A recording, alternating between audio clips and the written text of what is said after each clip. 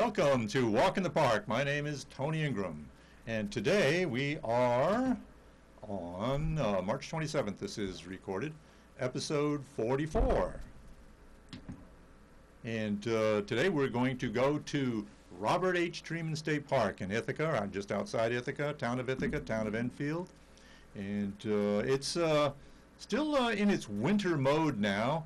There's been a lot of melting and so forth. There's some ice out there. We'll talk more about that later at the end of the show. But still the trails are mostly closed.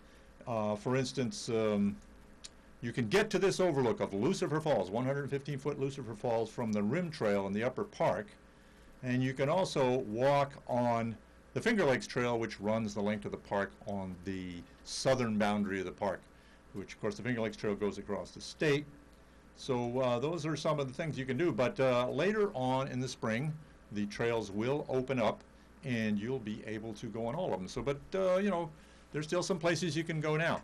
But I'm going to show you a video that I made with a group called the Friends of Robert H. Treman State Park a few years ago, which is about exploring all over the park. So this is a long video, so it'll take up most of the show, and we'll go right to it. Actually, we call it the Treman Show.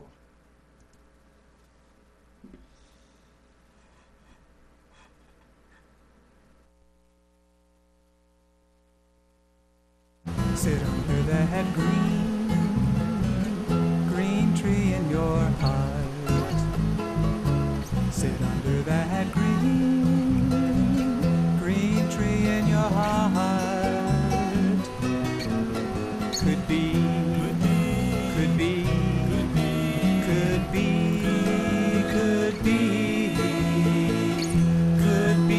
the singing bird will come. Hi, I'm Sarah, park naturalist, and welcome to the Old Mill at Robert H. Treman State Park.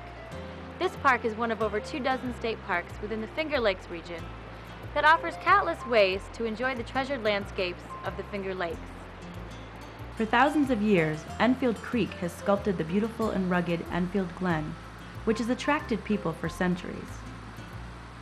A highlight of this landscape is 115-foot Lucifer Falls, which plunges from a narrow, dark, and rocky gorge into a wide, wooded, and wild canyon-like gorge.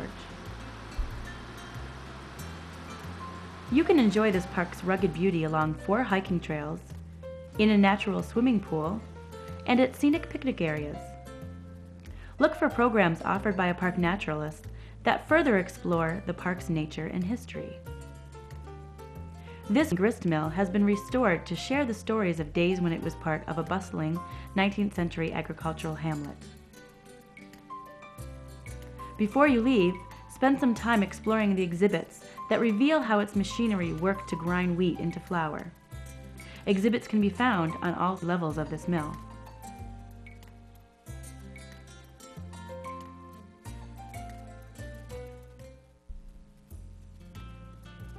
The best way to explore the rugged and wild gorge sculpted by Enfield Creek is along the park's trails. The 2.5-mile Gorge Trail offers you an intimate experience within the gorge's narrow and rocky section for half a mile. You'll pass 115-foot Lucifer Falls before hiking the remaining 2 miles under the canopy of a forested canyon alongside Enfield Creek. View this dramatic rugged glen from above on the 2.5-mile South Rim Trail. Amid the gorge's forested rim, several overlooks offer you striking views of the gorge, including this view of Lucifer Falls, located a half-mile from the upper entrance to the trail. You can take the Red Pine Trail from the park's upper entrance through a thick red pine forest on the gorge's north rim. This trail connects to the Gorge Trail after half a mile. For 3 miles, the Finger Lakes Trail intersects the park. The park map will show you how to access the trail from the camping area in the lower park or from Woodard Road in the upper park. Capture the gorge's beauty to its fullest by taking one of 3 trail loop options. For a 1-mile round trip, enter the Gorge Trail from the upper park. After half a mile, the trail will connect with the South Rim Trail for a half-mile return. Though this loop is just over 1 mile, reserve 2 hours for this hike, as you will want to take your time climbing the 7 staircases leading to the gorge rim.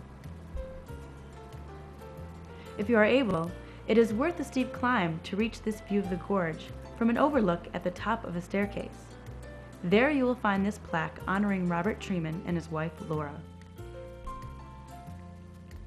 For a varied experience, hike the Red Pine Trail from the upper entrance and return on the Gorge Trail. Reserve 1 hour to take this loop at a moderate pace. If you're looking for a longer hike, reserve a morning or afternoon to hike the lengths of the Gorge and South Rim trails. The trails can be accessed from both the upper and lower sections of the park. Enjoy the beauty of Robert H. Treman State Park.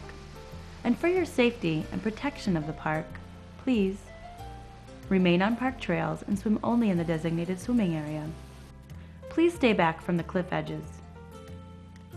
Do not pick wildflowers or remove other natural objects from the park. Keep your dog on a leash and make it no longer than 6 feet.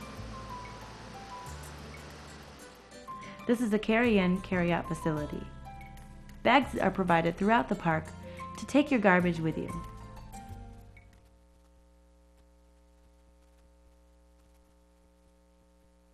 Enfield Creek's water power and scenic beauty were the heart of a thriving 19th century agricultural hamlet.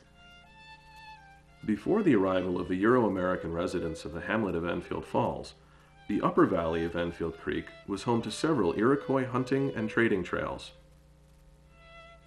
Any Iroquois settlements in the region, however, were destroyed by American soldiers during the Revolutionary War. And the lands around the Finger Lakes were divided up into tracts of land that were used as payment for Revolutionary War soldiers.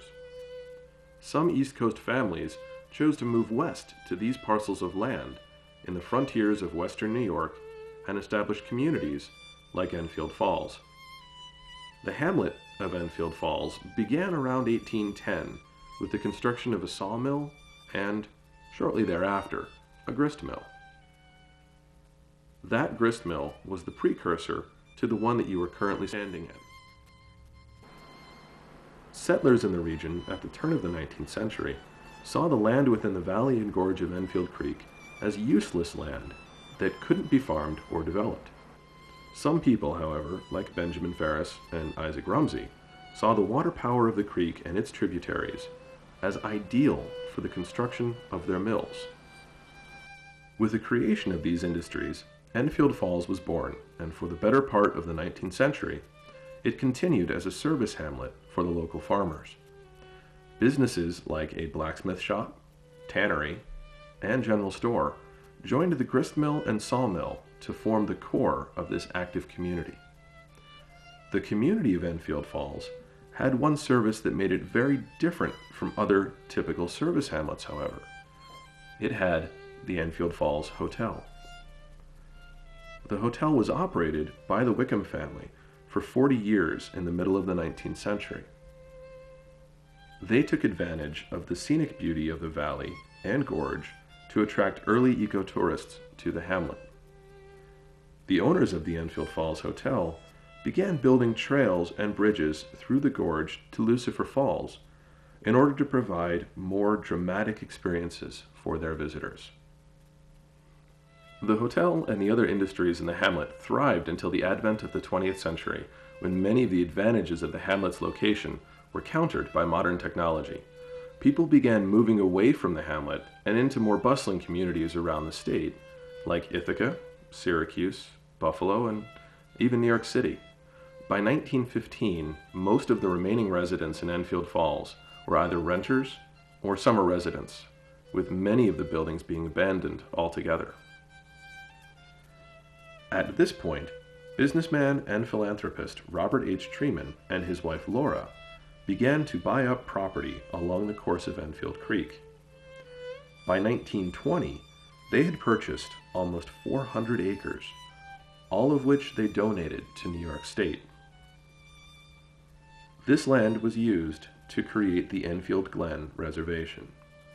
This began the long connection between the Treman family and the many parks of the Finger Lakes.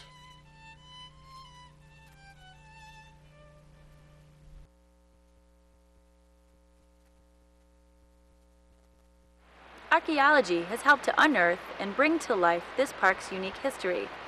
This has enabled visitors to develop a clearer picture of what went on here. In 1998, at the encouragement of the Friends of Robert H. Treman State Park and park staff, Professor Shireen Bauer and her Cornell University students became involved in archaeological research on the Hamlet of Enfield Falls. Over the years, archaeologists and students from both Cornell and Ithaca College, as well as local community members, friends of the park, and other volunteers, have engaged in archaeological fieldwork throughout Treeman. The work has, without a doubt, been a cooperative partnership between all those involved. Archaeology is like a time machine that can connect you to people who lived hundreds of years ago.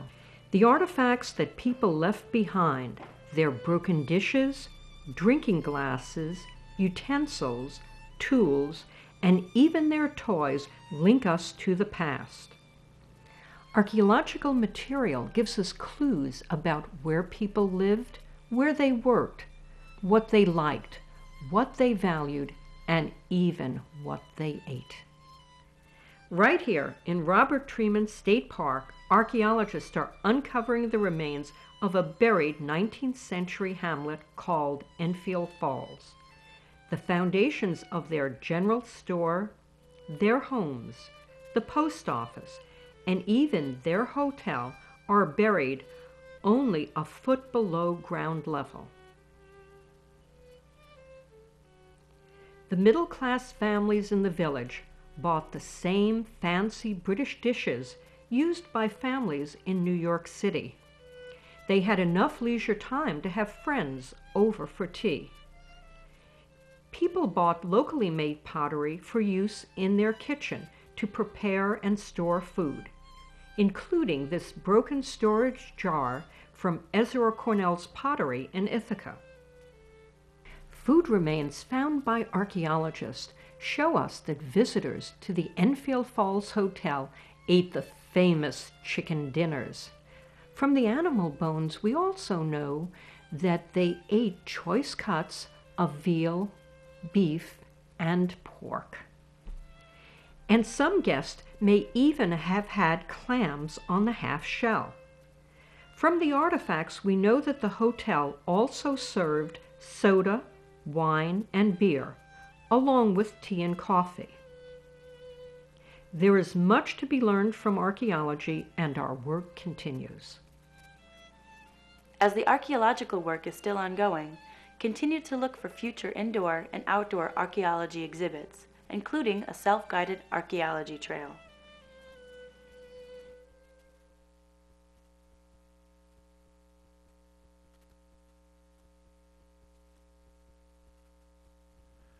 Robert H. Treman State Park is home to some of the Finger Lakes region's most interesting geology, which is responsible for the remarkable scenery here. Let's take a look at some of the stories that this landscape has to tell us. Enfield Creek is the main stream that runs through Robert H. Treman State Park. Enfield Creek's valley is rugged and charming. There are waterfalls, high cliffs, and even lush forests. This beautiful little canyon is known as Enfield Glen. The creek begins its journey in the hills to the west of the park and flows east through Enfield Glen to the Cayuga Valley south of Cayuga Lake, as it has since the Ice Age more than 10,000 years ago. During the Ice Age, huge mountain range-sized sheets of ice plowed south from Canada, covering most of New York State. The passing ice, perhaps as much as a mile deep, shaped the Finger Lakes region, leaving behind long groove valleys with lakes in them, including Cayuga Lake. Since glacial times, streams have eroded gorges in the steep sides of the Cayuga Valley, including Enfield Glen. Geologically speaking, Enfield Creek runs through the roots of two gorges. one much older with forested flanks, the other a newer passage through bedrock. The older gorge was created by a stream during a pause in the Ice Age and was filled in with glacial earth by the most recent passage of the glacier more than 10,000 years ago. Since then, Enfield Creek has re-excavated much of the root of this older, wider, and deeper gorge. In the upper park, Enfield Creek has taken a detour from the route of the old buried gorge and is cut through solid rock since the most recent visit by the glaciers, producing the most spectacular section of the glen. The rock exposed in the cliffs of Enfield Glen is nearly 400 million years old and is mostly shale and siltstone derived from clay and silt deposited in an ancient sea that covered much of New York State.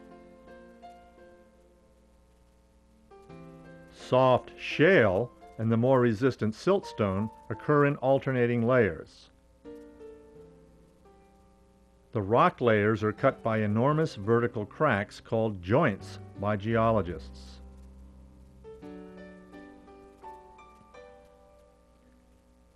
The joints resulted from enormous pressures exerted on the region hundreds of millions of years ago when the Appalachian Mountains formed to the south in Pennsylvania.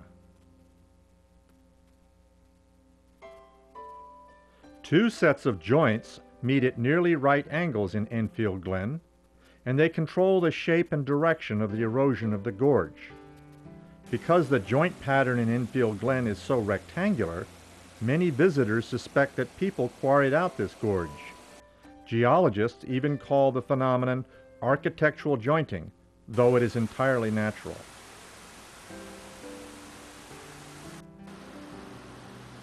Where joints cross the gorge, waterfalls often form on siltstone ledges.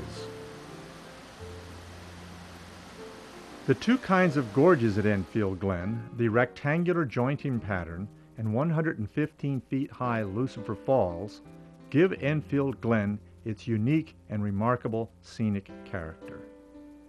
To experience these wonders for yourself, take a leisurely stroll along the gorge trail in the upper park. A park naturalist can help you further unfold the geological stories of Enfield Glen. Look for posters throughout the park that list times for gorge tours and other activities.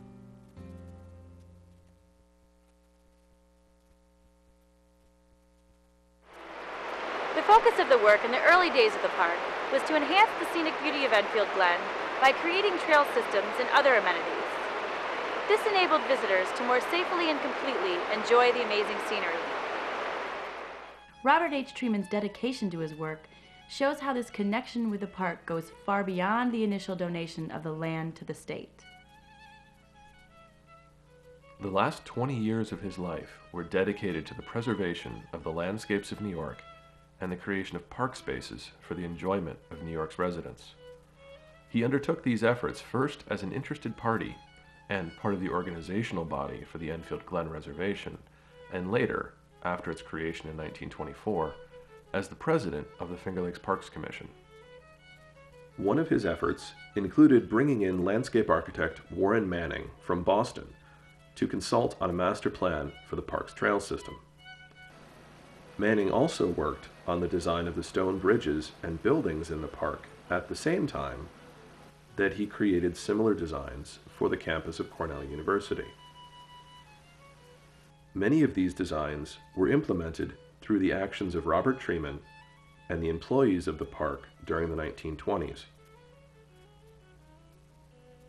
Additional projects were completed by the Civilian Conservation Corps, or CCC, during the Great Depression. A CCC camp was created in the park in May of 1933.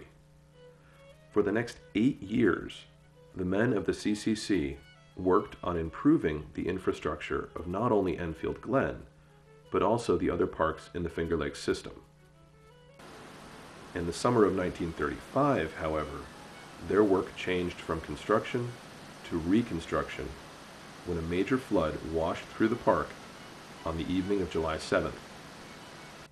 This disastrous flood destroyed a great deal of the work done by the park's employees in the 1920s and some of the work undertaken by the CCC in their first 2 years. Much of the remaining 6 years that the Enfield Glen CCC camp was active was dedicated to rebuilding the washed-out trails, bridges, and buildings of the park. During this time, Robert H. Treman's ceaseless work for the Finger Lakes Parks Commission came to an end with his death in 1937. In commemoration of his many efforts, the Enfield Glen Reservation was renamed in his honor following his death. Plaques dedicated to Robert and Laura Treman can be found in both Robert H. Treman State Park along the Rim Trail and in Buttermilk Falls State Park on a drinking fountain near the swimming area. Their son, Alan, continued in their footsteps by staying actively involved in the expansion of the Finger Lakes Park system, including the addition of the marina which bears his name today.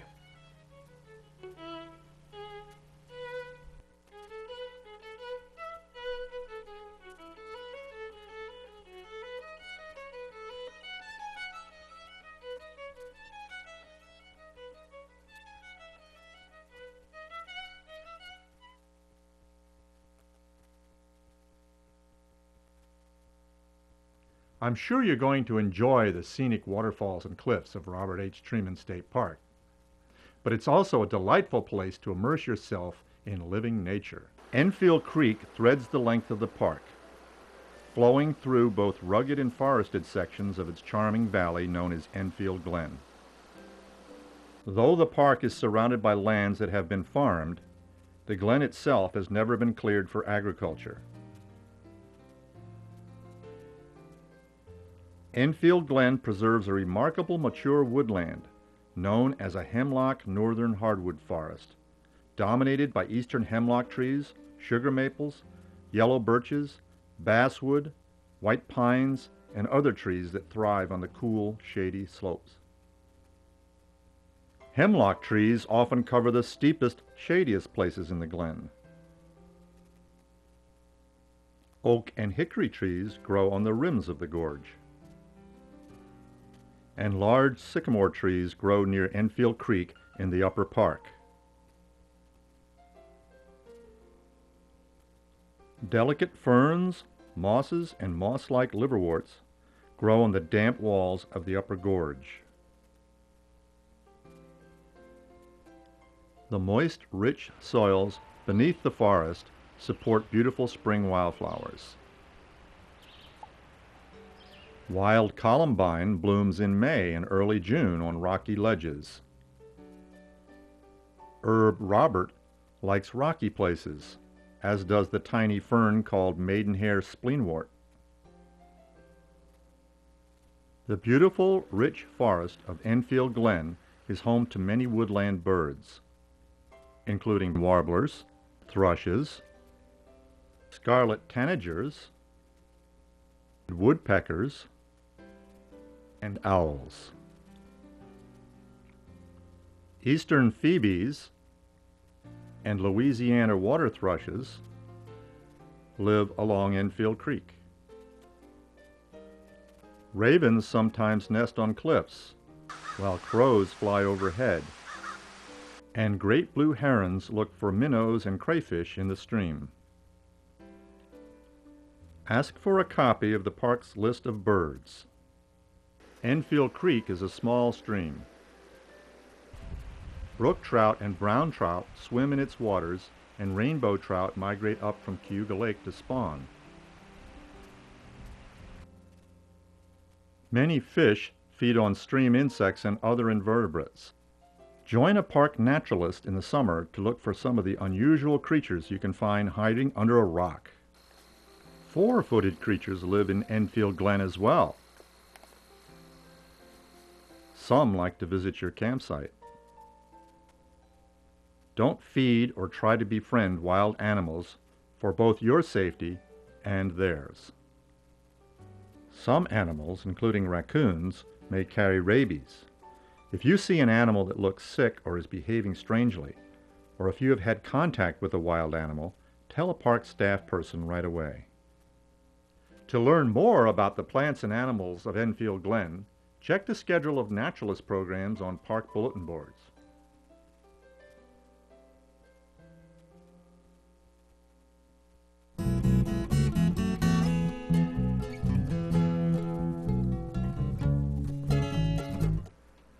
Okay, so that should get you fired up for going out in the parks, but not so fast, because we know that spring comes slowly here in the Finger Lakes region, and we have to be patient and make sure the parks are ready for us, because we know here's some of the contradictions we sometimes see. This was a year ago in April, actually, the April 21st, 22nd snowfall, which was actually the largest of the year, the heaviest of the year. And there's a trillium in the middle there that got started with the warm spring we had, and then along comes some snow. So you don't really know what's going to happen. And the gorges, as I said last week, they tend to get icy in the winter, and they give up their ice very slowly. And it's treacherous to go in there. And this is the time of year when we're most likely to have serious accidents of people slipping off the trail and sometimes into a raging torrent of meltwater from the thaw. And some of the other things, though, that have to be done, they're not so obvious in waiting for the ice to melt out, is the cliffs themselves. The shale rock that we have on the sides of the cliffs is very easily broken up by freezing in the winter, I'm sorry. Water soaks into the rock and splits up these thin layers of rock, and it has to be taken down over the trails. So here's a park employee called a scaler coming down the cliff. He's being belayed from above, and he's got a fireman's pike in his right arm there, and he's knocking off, you can see right just below the center, you can see rock falling, knocking off winter loosened shale that could come down on the trail. So that has to be done, and it's usually done during April before you can come in there safely. So eventually, though, the cliffs will be cleaned off and the trails will be open this spring, and you can get out there. This is actually one of the pictures shown in the video, and it's actually a later summer picture of green-headed coneflower, a Rudbeckia species, and the aster family. So that's a large flower along the trail. So you can look for that later in the summer, and you can get out soon and enjoy our parks, but be careful, wait till they're open, don't rush it, don't be fooled by mild weather. So thank you all for joining us, and I'll see you next week for Walk in the Park.